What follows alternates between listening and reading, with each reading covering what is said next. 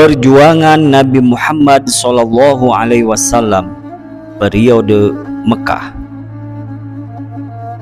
Nabi Muhammad SAW adalah pembawa risalah Allah Subhanahu wa Ta'ala sebagai nabi penutup dan penyempurna agama dari para nabi utusan Allah Subhanahu wa Ta'ala lainnya.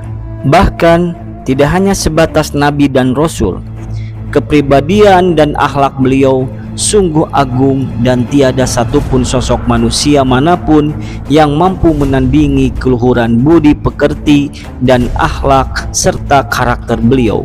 Tidak heran jika McLeod dalam bukunya The 100 Ranking of the Most Influential Person in History menempatkan urutan pertama dalam 100 tokoh dunia sepanjang zaman. Sungguh beruntung kita sebagai umatnya beliau. Berkat perjuangannya menegakkan risalah Islam, kita semua saat ini merasakan nikmat anugerah yang tak terkira berupa nikmat berislam. Tanpa perjuangan, pengorbanan, dan kegigihan beliau menegakkan risalah Islam, kita semua tidak akan merasakan nikmat tersebut. Oleh karenanya, mari kita mengikuti jejak perjuangan, pengorbanan, dan kegigihan beliau dalam menegakkan risalah Islam agar lebih menghayati dengan sungguh-sungguh keimanan dan keislaman kita untuk menjadi lebih dekat dan bertambah kecintaan kita kepada Nabi Muhammad SAW. Walaupun berabad jarak memisahkan kita, akan tetapi terasa dekat dan beliau terasa hadir di hadapan kita semua. Tinjauan geografis bangsa Arab pra-Islam. Asal nama Arab ada beberapa pendapat yang berhubungan dengannya. Di antaranya ialah sebagai berikut. Pertama, asal usul nama Arab dapat dilacak pada nenek moyang bangsa Qottaniyah yang bernama Ya'rub bin Qottan. Ya'rub bin Qottan adalah orang yang pertama kali berbicara dengan bahasa Arab Al-Baqiyah. 2. Nama Arab berasal dari kata kerja yu'rab yang berarti fasih. Jadi Arab adalah bangsa yang memiliki lisan fasih. 3. Arab adalah semenanjung yang sebagian tanahnya terdiri dari gurun yang bangsanya senang mengembara atau nomaden. Apakah arti Jazirah Arab itu? Mari kita pahami pengertiannya. Orang-orang Arab menyebut tempat tinggal mereka sebagai Jazirah Arab, layaknya sebuah pulau. Daratan itu dikelilingi oleh laut di 3 sisinya dan padang pasir di sisi lainnya. Secara bahasa, kata jazirah dalam bahasa Arab berarti pulau, sedangkan Arab bermakna gurun atau tanah tandus yang tidak ada air dan tumbuhannya. Letak Jazirah Arab sebelah timur berbatasan dengan Teluk Oman dan Teluk Persia atau Teluk Arab. Sebelah selatan berbatasan dengan Laut Hindia, sebelah barat berbatasan dengan Laut Merah, serta sebelah utara dibatasi dengan Syam dan sebagian berbatasan dengan Irak. Jazirah Arab berbentuk 4 persegi panjang yang sisinya tidak sejajar. Jazirah Arab terbagi menjadi 2 bagian, yaitu tengah dan tepi. Setiap bagian memiliki bentangan alam tersendiri. Bagian tengah terdiri atas daerah pegunungan yang amat jarang dituruni hujan. Di bagian tengah inilah orang Baduy tinggal. Bagian tengah dari Jazirah Arab terbagi menjadi 2 bagian yang lebih kecil, yaitu bagian utara yang disebut Najd dan bagian selatan yang disebut Al-Ahqaf.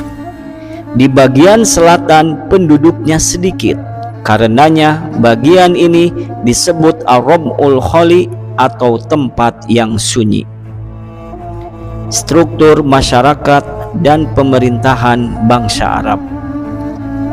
Bangsa Arab yang mendiami Jazirah Arab termasuk rumpun bangsa Samiyah atau Semit yang merupakan keturunan Sam bin Nuh.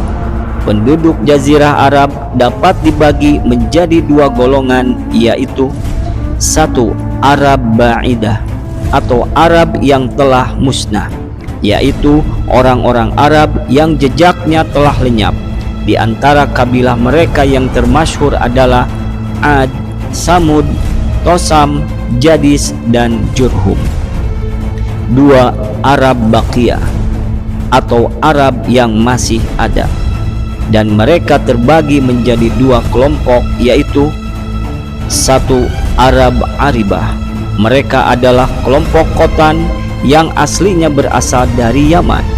Contoh kabilah ini adalah Jurhum, Ya'rub, Kahlan, dan Himyar.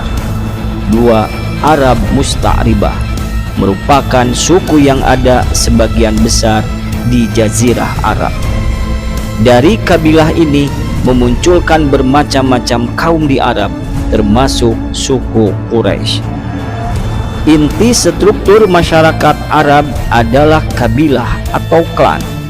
Anggota klan mempunyai hubungan genealogis atau pertalian darah.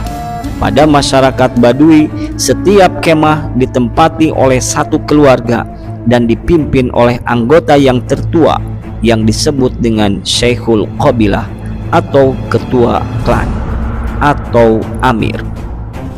Sebetulnya masa pemerintahan bangsa Arab sebelum Islam dimulai dari golongan Arab Ba'idah. Masa pemerintahan ini disebut periode pertama yang terdiri dari Ad, Samud, dan Ambat atau Amalikoh. Pemerintah periode kedua adalah pemerintahan Arab Aribah atau Musta'ribah yang disebut juga Qotoniyah.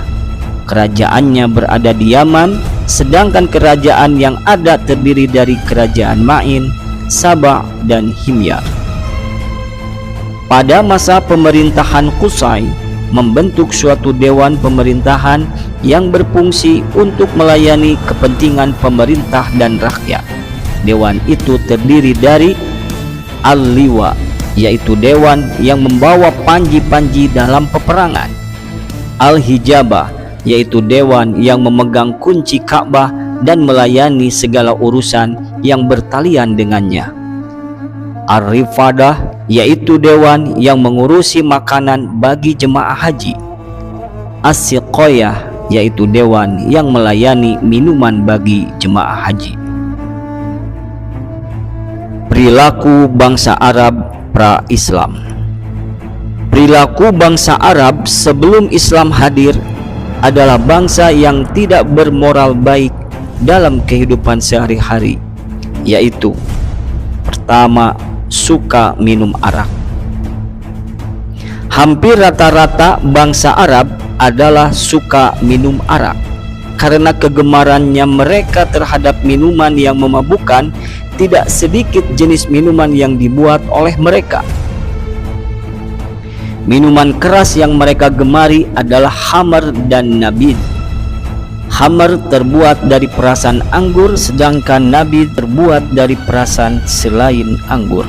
Meminum minuman keras merupakan kegemaran mereka pada masa jahiliyah. Di antara salah satu cara mereka meminum arak adalah dengan minum bersama-sama dalam suatu pertemuan. Dalam acara tersebut biasanya diiringi dengan perjudian. Siapa yang menang, ia segera memotong unta dari taruhan judinya. 2. Senang berjudi. Judi merupakan kegemaran bangsa Arab sebelum mengenal Islam. Jenis-jenis perjudian yang biasa mereka lakukan dengan model lotre, tebakan, dan lain sebagainya. Jenis taruhannya bisa berupa unta, kuda, kambing, dan kurma. Perjudian dengan cara spekulasi, mengadu untung, dan nasib membuat moral dan akhlak masyarakat Arab sebelum mengenal Islam sangat buruk. 3. Senang main perempuan dan memandang rendah martabat perempuan. Pelacuran atau perzinahan di antara lelaki dan perempuan oleh bangsa Arab di Jazirah Arab pada masa sebelum Islam merupakan perbuatan biasa. tidak menjadikan rendahnya derajat seseorang yang melakukannya. Pelacuran yang dilakukan secara terang-terangan atau model tertutup. Terkait dengan memandang rendah martabat perempuan, orang Arab jahiliyah memiliki kebiasaan yang sangat terhina, yaitu suka membunuh bayi perempuan. Orang Arab merasa takut miskin bila mempunyai anak perempuan. Oleh karena itu, mereka rela mengubur bayi anak perempuan. Mereka beranggapan anak perempuan tidak akan mampu membiayai hidupnya karena kehidupan di padang pasir yang sangat sulit. Pemahaman ini tentu saja tidak dapat dibenarkan secara moral, tetapi pola berpikir primitifnya tidak menemukan pemecahan yang tepat dan baik. Maka diambillah cara praktis, yaitu mengubur bayi perempuan. Walaupun secara hati nurani terdalam mereka berlawanan dengan rasa iba dan kemanusiaan mereka. Hal ini menunjukkan segi-segi negatif watak masyarakat Arab mengalahkan segi-segi positif. Kabilah Arab yang suka melakukan perbuatan nista dan keji tersebut diantaranya Bani Tamim dan Bani Asad. Motif mereka membunuh bayi perempuan lainnya yaitu mereka takut anak perempuan kelak jika dirampas dalam peperangan oleh kabilah lain yang menjadi musuhnya, anak perempuan mereka akan menjadi budak. Anak perempuan dianggap tidak cakap berperang dan dijadikan barang rampasan bagi kabilah yang menang perang. 4. Suka perkelahian dan peperangan. Orang Arab sebelum mengenal Islam memiliki perangai mudah tersinggung dan suka berkelahi dan berperang. Diawali dari perselisihan antara kabilah yang kemudian memicu peperangan di antara mereka. Walaupun awalnya permasalahan sepele dan kecil, watak buruk tersebut diperparah dengan kebiasaan buruk suka menyerang dan memerangi satu sama lain untuk merebut dan merampas harta kabilah lainnya. Suku yang kuat memerangi suku yang lemah. Hal ini terjadi karena tidak ada hukum maupun peraturan yang menjadi acuan para kabilah. Sekalipun sudah ada aturan, namun seringkali dilanggar juga. Semisal peraturan di bulan-bulan tertentu atau bulan haram tidak boleh dilakukan peperangan, namun tetap saja dilanggar. Sebagaimana yang terjadi pada perang Pijar antara kabilah Qais Ilan melawan kabilah Kinanah dan Quraisy yang terjadi pada bulan-bulan yang diharamkan untuk berperang. 5. Menyembah berhala. Kepercayaan menyembah berhala merupakan kebiasaan yang dilakukan oleh masyarakat Arab pada umumnya. Awal mula kepercayaan dan penyembahan berhala dikenalkan suku Khuza'ah yang berasal dari Yaman yang bermigrasi ke Mekah. Suku Khuza'ah sendiri meyakini keyakinannya ketika waktu pergi ke Syam atau Syria, menyaksikan suku Amalikah menyembah berhala. Kemudian meminta sebuah berhala dan diberikan berhala yang dinamakan Hubal. Pembesar Khuza'ah kemudian meletakkan Hubal di dinding Ka'bah.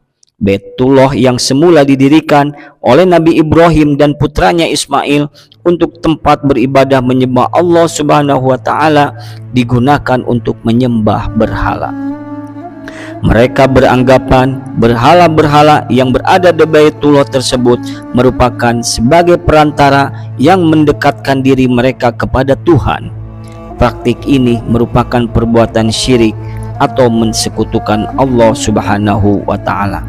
Sekalipun mereka masih meyakini Allah Subhanahu wa taala sebagai Tuhan semesta alam, namun masih menyembah berhala. Ada sekitar 360 berhala yang ditempatkan di sekitar Ka'bah. Kelak berhala-berhala tersebut dihancurkan oleh umat Islam dalam peristiwa Fathul Mekah pada tanggal 20 Ramadan 8 Hijriah atau 630 Masehi. Dari beberapa perilaku bangsa Arab yang buruk tersebut, ada pula karakter, watak, tabiat mereka yang positif. Di antaranya, pertama, dikenal sebagai bangsa yang jujur dalam perkataan. 2. Memiliki keterampilan berdagang dan perniagaan yang terampil, cekatan dan piawai. 3. Ahli dalam kesusastraan syair dan puisi. 4. Mereka sangat menghormati tamu. 5. Berani, tangguh, pantang menyerah dan pantang direndahkan. 6. Pencuri mendapat hukuman potong tangan bagian kanan. Oleh karena itu, sebutan jahiliyah yang sering melekat kepada bangsa Arab sebelum mengenal Islam bukanlah dalam artian bodoh, karena sebenarnya masyarakat Arab merupakan bangsa yang cerdas, pandai, dan sudah memiliki kebudayaan dan peradaban yang tinggi. Pengertian jahiliyah menurut Ahmad Amin dalam konteks berwatak keras dan kasar, safah dan anfah, dan mudah marah atau godop. Mereka dikatakan jahil karena mereka memiliki akal pikiran, mempunyai rasio dan akal budi, akan tetapi tidak mau menggunakannya untuk beriman, beribadah, dan berakhlak sesuai dengan ajaran agama Hanif, yaitu agama yang diajarkan oleh Nabi Ibrahim dan Nabi Ismail alaihi wassalam, yang mengajarkan kepercayaan kepada keesaan Allah Subhanahu wa Ta'ala. Islam hadir di Mekah tidak lain untuk memurnikan kembali agama tauhid yang dahulu diajarkan Nabi Ibrahim alaihissalam.